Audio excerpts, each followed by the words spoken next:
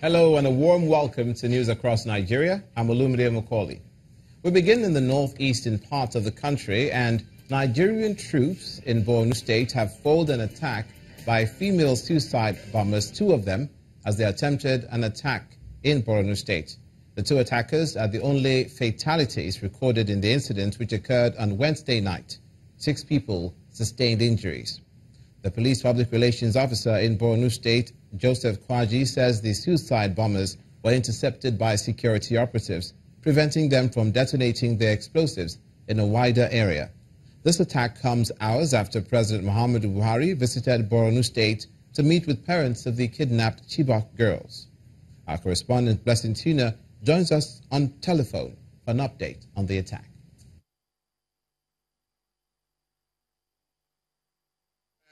At about 9 or 9 p.m., we had loud explosions, 2 of them, almost at the same time.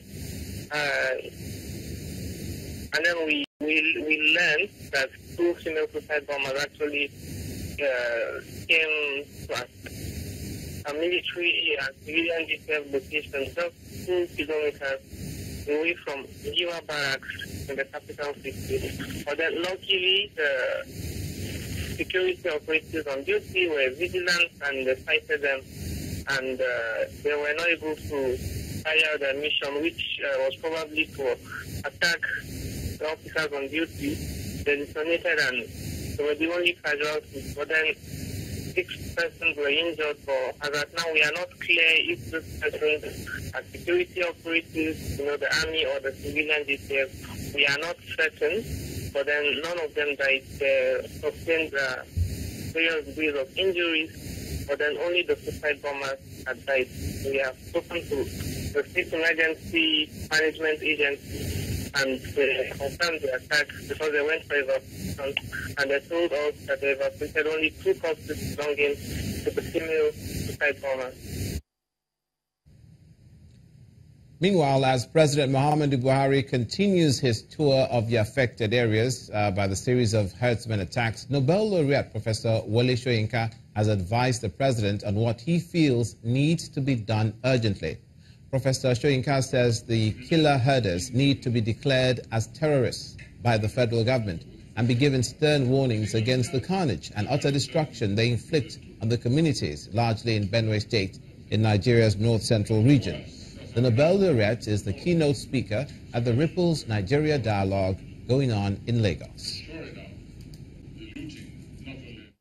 Life has become so trite, so cheap, that a group of supposedly rational, intelligent people in this world, especially a world that is trying to get rid of this degrading punishment called capital punishment, and they come and decree hang.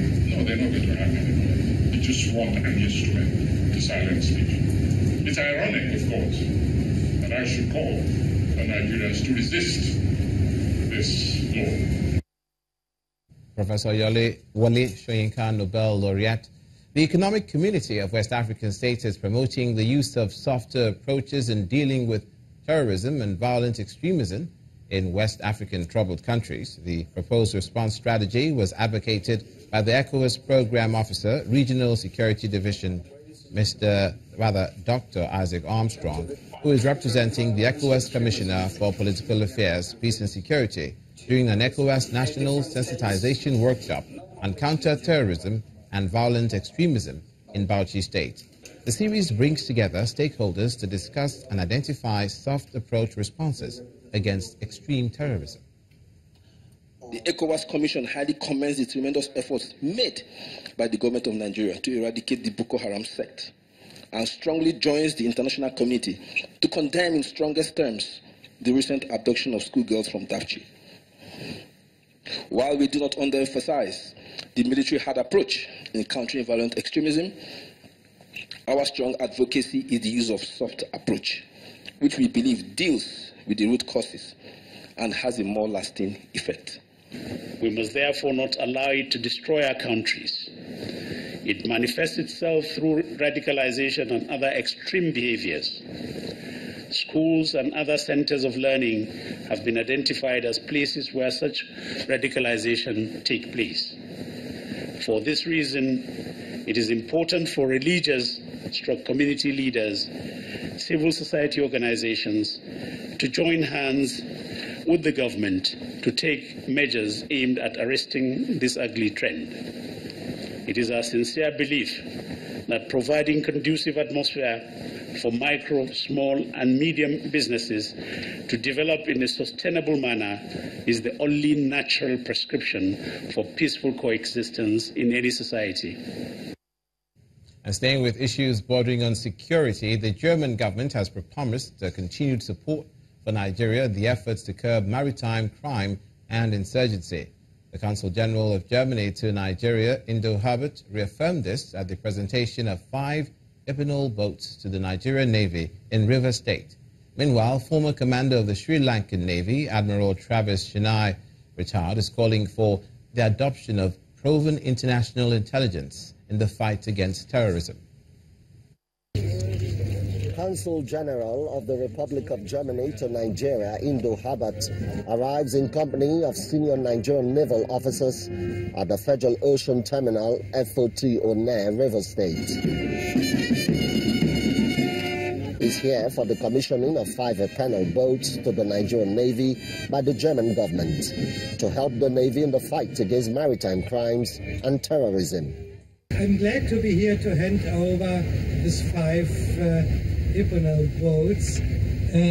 They are part of a greater initiative Germany, the Federal Republic of Germany, has only with very few countries. We call it enhancing the security, defense and stability of partner countries. Time to get a first-hand experience of the boats and challenges of the creeks. In the process, the Navy gets a burst. Some suspected oil thieves are caught in the act. Going into the creeks today is also to see firsthand the challenges we face in the Niger Delta. And that was as a request that was granted by the Chief of Naval Staff for us to take the German delegation on this visit. In the meantime, a former commander of Sri Lankan Navy advocates for international intelligence and collaboration at the Naval War College, Nigeria, located in Ubima. If we are to combat terrorism, we need to combat it as a global force, because it is against humanity. It is not against the state. So whether it be terrorism in the United States, whether it be terrorism in any part of the world, terrorism is a global enemy. According to the Navy, the current security challenges on land and sea in the country will be better tackled with this sort of international approach and collaborations to clamp down on the perpetrators. Emmanuel Ereid, Channels Television News. Away from security, the Ekiti state government has acknowledged the role of parents and guardians in aiding government's vision in the education sector.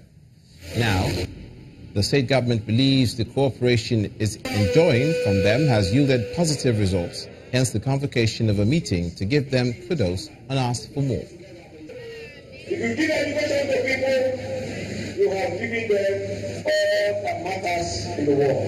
You can build all the bridges of this world without education. It's a waste of time. Education is a personal gift that will be the property of the one of the owner in eternity.